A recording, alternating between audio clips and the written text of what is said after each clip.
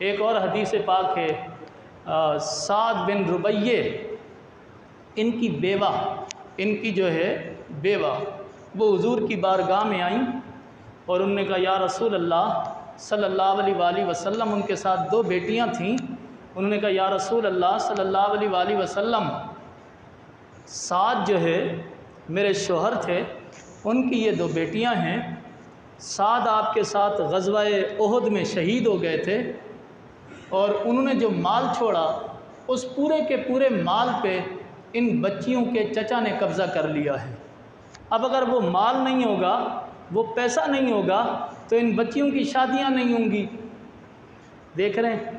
اس زمانے کی خواتین بھی یہ سوال آ کے پوچھا کرتی تھیں وراثت کے، آج بھی پوچھے جاتے ہیں۔ اس زمانے میں بھی وراثت پہ قبضہ ہوتا تھا، مال وراثت پہ۔ اس زمانے میں بھی لوگ مال وراثت پہ قبضہ کر لیتے ہیں اور زیادہ قبضہ کر لیتے ہیں، اور کسی کو دینے کے روادار نہیں ہوتے۔ تو وہ کہنے لگی یا رسول اللہ میں بیوہ ہوں، ان کا جو ابا تھا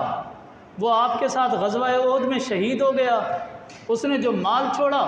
ان بچیوں کے چچا نے اس پہ قبضہ کر لیا ہے، اب پیسے نہیں ہوں گے تو ان کی شادی نہیں ہوگی۔ اللہ کے نبی صلی اللہ علیہ وآلہ وسلم نے فرمایا، آپ نے فرمایا کہ تیرا فیصلہ اللہ کرے گا، تیرا فیصلہ اللہ کرے گا۔ اس کے بعد قرآن مجید میں آیات وراثت کا نزول ہوا، جس میں نبی علیہ الصلوۃ والسلام نے اسے آیات بھی پڑھ کے سنائیں اور فرمایا کہ جاؤ اس کے چچا سے کہو کہ وہ مال جو سعد بن ربیع کا ہے، جس پہ اس نے قبضہ کر لیا ہے، 2/3 ان بچیوں کو دے دے، 1/8 بیوہ کو دے دے، تمہیں دے دے، اور باقی مال وہ اپنے پاس رکھ لے گا شریعت کے حساب سے۔ تو اس طرح مال وراثت کی شرعی طور پہ تقسیم ہو جائے گی۔ تو اللہ کے نبی صلی اللہ علیہ وسلم نے اپنی امت کو یہ علم سکھایا، یہ بتلایا، آپ سے صحابیات نے آ کے پوچھا،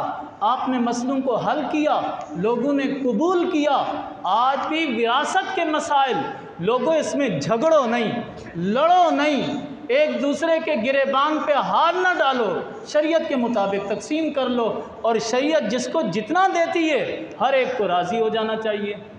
کسی کو کم دے رہی ہے، کسی کو زیادہ دے رہی ہے، کسی کو اس سے زیادہ دے رہی ہے، اللہ تبارک و تعالیٰ نے یہ حصے خود بیان کر دیے ہیں، کسی کی رائے پہ نہیں رکھے۔ شریعت کے مطابق جب تقسیم ہوگی تو وہ تقسیم ہوگی جو اللہ نے کی ہے، آپ کے مال کی جو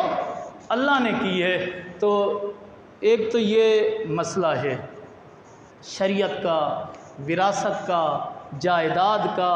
مال کا، جس میں لوگ جھگڑتے رہتے ہیں، لڑتے رہتے ہیں، اور آج تک یہ جھگڑے چل رہے ہیں۔ تو میں آخری بات یہی کروں گا کہ اللہ کے بندو، علم وراثت کو سیکھو، وراثت کے علم کے بارے میں کچھ نہ کچھ معلومات حاصل کرو۔ آپ بوڑھے ہیں تب بھی علم حاصل کریں، آپ جوان ہیں تب بھی علم حاصل کریں، کیونکہ بوڑھے ہیں تو آپ کے پاس جو کچھ ہے آپ نے یا تو زندگی میں تقسیم کر کے اس دنیا سے جانا ہے یا چھوڑ کے جانا ہے۔ چھوڑ کے جائیں تو اپنے بچوں کو پھر کچھ نہ کچھ سکھا کے جائیں۔ آپ کے بچے آپ کے بعد آپ کے مال پر، آپ کے مکان پر، آپ کی جائیداد پر لڑ نہ رہے ہوں، ایک دوسرے پر غرا نہ رہے ہوں، ایک دوسرے کو آنکھیں نہ دکھا رہے ہوں،